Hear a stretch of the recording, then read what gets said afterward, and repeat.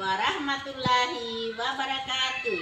Perkenalkan, saya Rianti SPD MSI, Ketua Kelompok Belajar Meambo TK Negeri Pembina Wawotobi.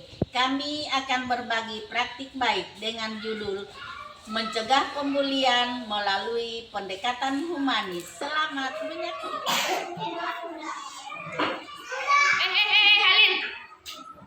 Assalamualaikum warahmatullahi wabarakatuh. Waalaikumsalam warahmatullahi wabarakatuh. Kita bertemu lagi di hari belajar, di mana setiap minggunya itu kita adakan evaluasi, yang mana saya mengevaluasi masing-masing kelas apakah ada kendalanya di dalam pembelajaran.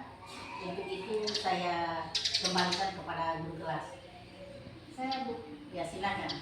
Begini Bu, di dalam kelas saya itu masih ada beberapa siswa yang tidak fokus belajar dan suka mengganggu temannya, bahkan ada yang suka memukul temannya jika ada keinginannya tidak terpenuhi. Iya. Saya Bu. Iya. Ini hampir sama dengan Ibu Ratni.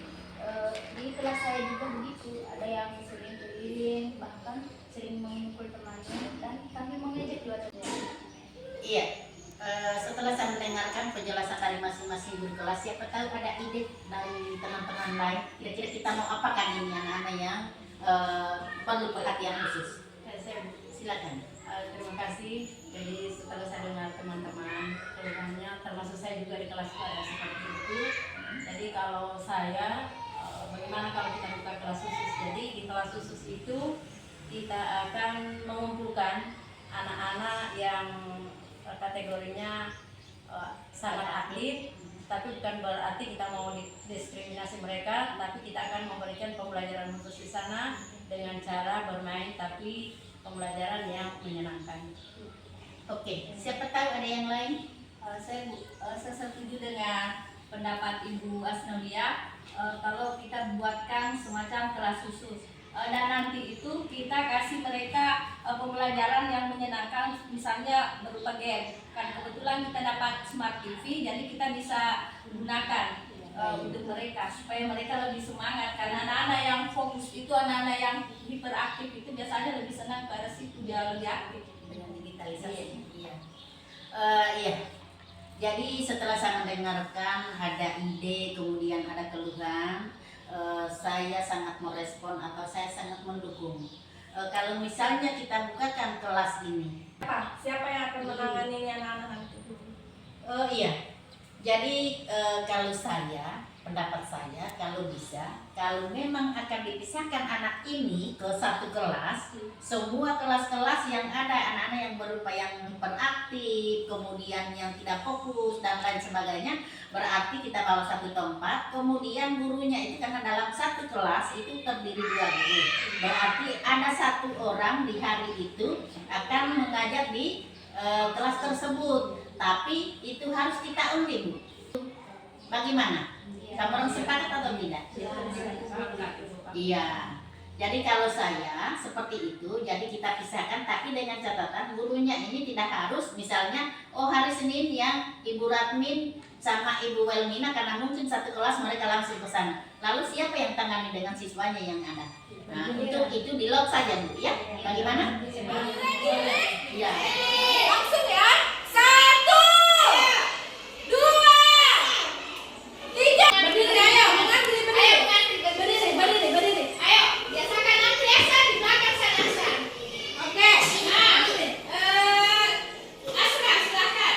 Yang mana di sini anak ayam? Ayo cari anak ayam diambil. Tarik ke sana seperti asal tadi. Oke. Tepuk tangan.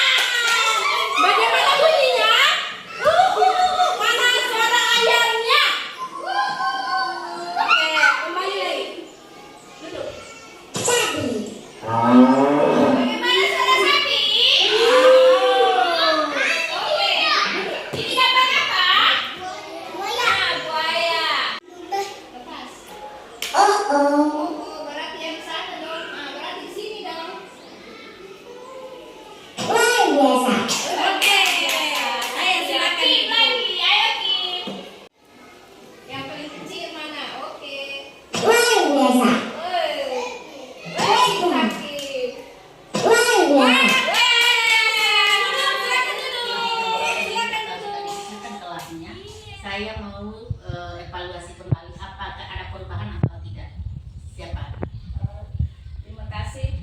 Kebetulan saya dapat giliran pertama dengan anak-anak yang tidak fokus, yang biasa keliling, tidak mau duduk tenang. Setelah kita memberikan kegiatan ini, kebetulan saya kasih kegiatan game, dan alhamdulillah mereka antusias dan fokus. Bahkan yang awalnya suka jalan-jalan, yang suka keliling, ini dia patuh ini mau berbaris ini untuk mengantri untuk menunggu giliran. Iya. Siapa tahu ada yang lain? Baik, saya Iya. alhamdulillah dengan adanya kelas khusus ini, anak-anak yang tadinya berkeliaran mengajak temannya tidak fokus belajar, alhamdulillah anak-anak sudah fokus dan ada perubahan.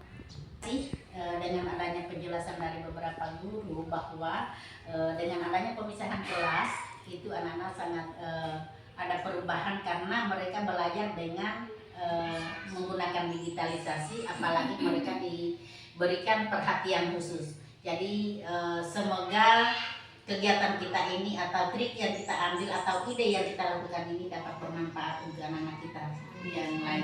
Amin. Demikian untuk hari ini saya akhiri dengan ucapan Assalamualaikum warahmatullahi wabarakatuh. Waalaikumsalam warahmatullahi wabarakatuh.